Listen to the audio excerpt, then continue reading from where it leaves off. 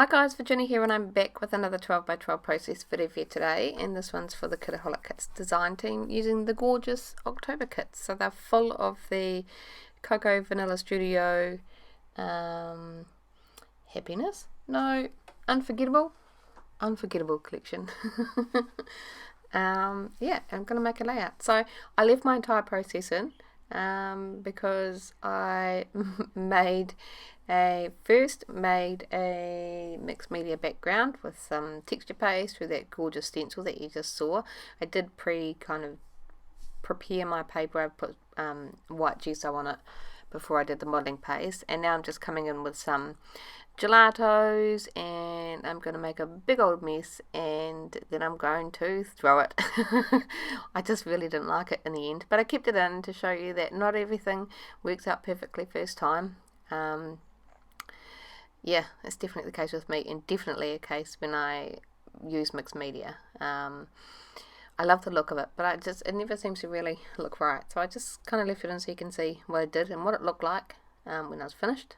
And yeah, so I've also got a little bit of news as well. This is my last official design team layout for Kitaholic Kits. I've decided to step down from the design team. It's just all a bit too much at the moment.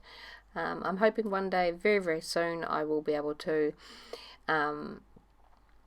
maybe participate in another design team, but at this stage I don't think I'm really doing justice to the kits. I don't have a lot of time to put in the effort to plan a layout and things like that, and I feel like it's really rushed, and I feel like I'm doing a disservice to the lovely Steph and to the kits themselves. So yeah, that's my reason. I still love the kits, I love the design team, but yeah, I'm running out of time. Not enough hours in the day. So yeah, this is definitely my last layout for Kitaholic Kits for now, which is probably why I agonised over it so much. I really wanted it to be just perfect, and of course there's no such thing as perfect, but I wanted it to be nice, and I wanted to do something different that I would normally do, and just really make these kits shine. And that's why I thought I would try white cardstock mixed media, and yeah, it just was not working for me for that layout. So you can see I ended up adding some shimmers to that white cardstock background, and I kind of set it aside to dry. I kind of tried to pick colours that would coordinate with the colours in this kit. Yeah, but it just does not work. You will see it was very very intense. So yeah, while it's sitting there drying, I thought I would back my cut file. So the cut file is just the word happy. These are from the free cut file that's available over in my Facebook group at the moment. I cut this out. I was going to actually use a different collection for this, but I saw it sitting there, and I actually thought it would go really really nicely with the photos I had chosen, and with this kit. So that's what I've decided to use. So the cut file it's a floral alphabet one, so you've got every letter of the alphabet with some little floral designs on them, and you can pretty much make your own titles, and that's what I've done with this. I've just spelled out the word happy and cut them all out, and then I've gone ahead and used pattern papers from the kit to back each of them. And yeah, so there's my photos. They're of Addie. They're really really recent ones. She just went to one of her little friends' birthday parties, and they had face painting, and I watched her do it. Gosh, she did an amazing job. It took her like literally minutes, but the design that Addie's got on her face is just beautiful, and the colours and the paints that are on there just went perfectly with this collection. So yeah, okay, so try to for my mixed media background. I thought I'd tone it down a little bit. So I've just got some white cardstock. I have not done anything to it because I'm not going to go really heavy handed this time. I'm just going to go with some kind of confetti type splatters, and I thought I'd bring in my distress oxides. I'm obsessed with my distress oxides, the ink pads in particular. Yeah, so I'll take you through the colours that I used. That purpley colour is Cedars Preserves, which just matches perfectly with the purple that runs throughout the Cocoa Vanilla Unforgettable collection. The two pinks that I used was Picked Raspberry and Worn Lipstick, and then that tealy kind of green was Peacock Feathers. I also added a little touch of Faded Jeans because there was some blue kind of running through a couple of those pattern papers, and then also a few little splatters, just tiny ones, of Fossilized Amber, just to bring in a bit of the yellow that's in the center of some of the flowers as well. So I'm just going through doing a bunch of little splatters, kind of focusing around that central area where I want my title, my photos to be, and then just progressively kind of thinning it out as I go. So yeah, I'm just using my little Tim Holtz glass mat. This thing is perfect for mixed media. So here I am just with the Fossilized Amber, just bringing that in, a few tiny little splatters of that, and then I will clean up my mess. And then lastly, I bring in some really tiny fine splatters of my gold Liquitex acrylic ink, just to finish it off. Of course, I've got to add gold on it. Okay, so just a few of them, not too many, but just to add a little bit of interest over that background. Now I do apologise that my camera angle is a little bit skew. I obviously didn't realise that it was. But yeah, you can still see the layout. Okay, so back goes my cut file. I did back each of those letters with some adhesive foam as well, so that they pop up off the page. Okay, while I was waiting for that to dry, I did flick through the die cuts and embellishments and stuff that we got on the kit that I thought that I would probably potentially use on this layout, and just kind of set them to the side. And I'm just going to do a couple layers of pattern paper behind each of the photos, just to add a bit of colour, just really thin borders of them, and just to really repeat those colours that are in the cut file as well. So just trimming this one off, and then I think I add another layer as well. I am really happy with this layout when it's done, when it's finished. It's like my three kind of hardest to use things for me, I managed to successfully use on a layout, if that makes sense. I think we all have those things that we kind of shy away from in scrapbooking, and I love pattern paper backgrounds. White cardstock I find incredibly hard to use. For some reason, it's just, I feel like there's never enough colour.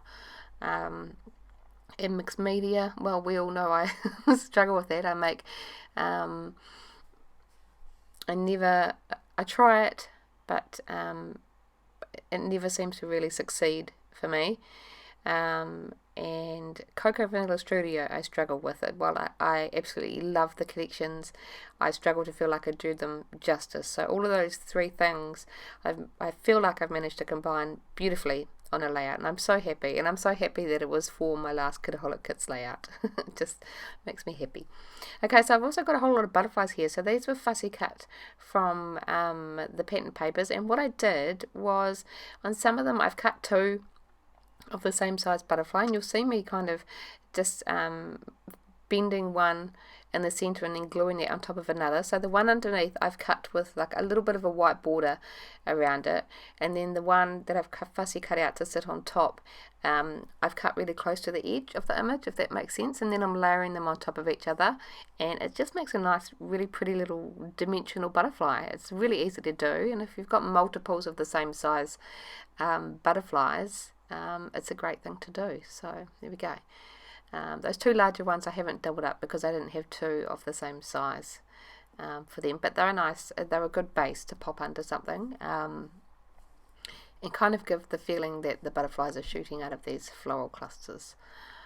So just kind of scattering them. I've managed to get those two large floral clusters on a layout, which I've really struggled with over this month, and I've got them on and they look beautiful. They sit there really nicely, and then I just used a few of those smaller ones to kind of form a third cluster underneath that letter A in the word happy, and I'm really happy with that. I'm really happy with the balance of this layout. Just everything on it just works perfectly. So I'm going to go ahead and glue everything down. Just this one here, those floral clusters, I'm kind of adhering with A to G tape at the base and then popping them up a little bit with some foam squares just for a bit of interest. because that white is very white on the background and I want a lot of stuff going on. And then I'm just going to adhere to my photos, and we'll skip to, and everything else is glued down now. It didn't make you watch it all. Just adding my last little bits and pieces in here, and I've got this lovely little black banner that says "So Beautiful," and I wanted to include that because there is a pop of black. There's black in the photo because of Eddie's dress, and then there's some on the lettering, and of course on the butterflies as well. So I wanted another kind of larger pop of black to balance, but in particular what's in the photos. So I've just set that down on the bottom of that letter P, and just fiddling around now. I did pull out a few of those little acrylic hearts that came in the kit, and I'm just going to add 3 of those. I'm just trying to find the right spot for them, so I'm just sitting there just kind of initially auditioning them. I do try some tassels as well, but I felt like they kind of overwhelmed the page and threw off the balance. That's the same with the flare badges as well. I felt like they didn't quite fit again, and I've said this before, I feel like they're an afterthought, and I've kind of designed myself out of a spot for them, if that makes sense. Yeah, so the flare badges sadly don't make it onto this layout, but I am just going to quickly go back through the sticker sheets and pull off a few of the tiny word stickers, and I end up popping the word amazing just under that little black banner. The best day, I pop just to the right hand side of that right hand photo, just where that little label sticker is, and there's enough space for me up on that label still just to kind of write the date. And another one running vertically along the left hand side of that letter H, that just says noteworthy, and I like that. I really like the interest that adds over to that word H. There's really nothing there, but that just kind of gives you something to look at. And I'm just gluing down my little acrylic hearts, and I popped that one in the wrong spot, so I had to pick it up and pop it back. I really loved it, just sitting on that A. It was a nice little detail on top of that cut file. I'm going to add a couple more leaves just tucked in under those clusters, just gluing them down. I did try the heart but decided I didn't want to add that. I do find a really pretty little purple banner that says True Story, so I'm going to try to find a home for it. I felt like having it over the left hand side by that H, it actually overwhelmed that area. I like the subtleness of the little typewriter font label. It adds a little bit of interest, but that purple was just taking too much over there, so I've just stacked it just on top of that little black label, and just adding some clear stickers now. I'm just going to add a little flower up there, and another one right at the top. And I did think, oh, I might be clever and use these faux watercolour clear stickers, but no, they don't make it onto the layout. I felt like I was probably going to start ruining things if I added them. Let's just pop them back. Okay, I do want to add something to kind of make that title a little bit more. So we've got day with the gold thickers that came in the kit. So I'm just going to sit it there, see how I feel when I've kind of added some little finishing touches. If I still like it there and it hasn't bugged me, I'll glue it down. So I go through and I add some enamel dots. Now this is where the point where I realised that I hadn't quite waited for all of my distress oxides to dry, and I'd smudged a few, so I thought, genius, let's add some sprinkling of enamel dots and cover them up. But I went and did that, and then felt like the bits that I was covering up, I didn't like the positioning of the enamel dots. So I come in with my white Liquitex acrylic ink and just tidy up those smudged bits, and then of course, because Distress Oxides is water reactive, it reacted with the white Liquitex acrylic ink, and like where it was yellow, it kind of made a yellowy white Liquitex acrylic ink mark on the page. So it started to go downhill, but I do manage to fix it pretty quickly. Shortly. I thought I was quite smart putting down my white ink, but no, clearly I wasn't. So off comes all the enamel dots, and I realised I've got a little sand eraser, so I quickly pulled that out and have a go, and it worked beautifully. It fixed up those kind of bits where the colours had smudged. They were dry now, but had smudged. So just by using a little sand eraser, you can take the slightest little bit off the top of that, the surface of the paper, and kind of fix up your mess. And I'm really happy that I realised that I had that sitting there. So yeah, I actually got that for my card making. So yes, it's probably why I didn't realise it was there. Okay, so I am going to pop some enamel dots back, but I'm struggling with the balance of them. They're just not looking right, and I do figure out what it is shortly. Sip a cup of tea. And I want to add a little bit more, so I'm just going through my sequins. I'm going to bring out some green ones, some pink ones. They're really kind of iridescent ones, and then I've got some peach ones as well, which I want to bring in just to kind of continue that peachy colour that's running through this collection as well. So just a few, not too many. I'm just going to sprinkle them around where those enamel dots and that kind of scattering of distress oxides are. Just pulling out a few of the peach ones, just adding them strategically around my layout. And I do fuss with them quite a bit. Again, I really wanted this layout to be right.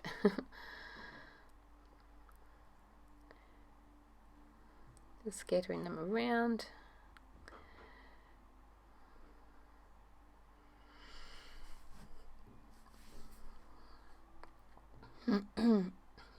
Really being fussy.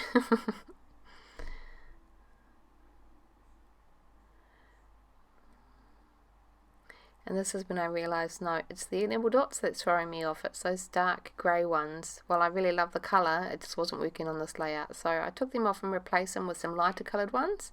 And that was it. Perfect. That was the problem I was having with it, with those enamel dots. So I'm happy with them. I'm going to go and glue down all those little sequins. And